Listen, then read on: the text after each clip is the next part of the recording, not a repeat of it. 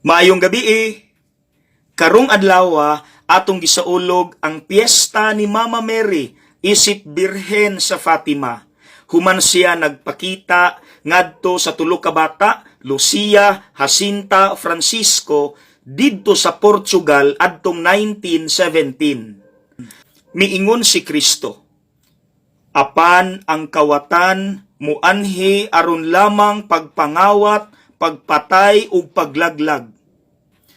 Diri ko natandog sa pulong paglaglag or destroy.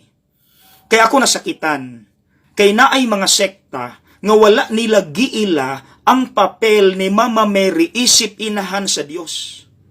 Ang worst pagyod, kining atong mga imahe ni Mama Mary nga giila natong balaan, ila pag yung gibastos pinaagi sa pagguba o pagsunog. Mga igsuon nga numan, di ba? Kung nagsunod ta ni Kristo, naaman unta tay respeto. Ato pag yung hinumduman, pinangga ni Jesus iyang mama. Mautong bisan hapit na siyang mamatay, naa siya'y kabalaka kung asa kahapuniton iyang mama kung mawala na siya. Mautong iyang gibilin iyang mama kang Juan nga apostol, inahan mao ni imong anak, anak ang imong inahan. Mga igsuon, kita kaha, unsa imong bation kung bastuson imong mama? Kung dili respetaran imong mama? Di ba masakitan ta og masuko?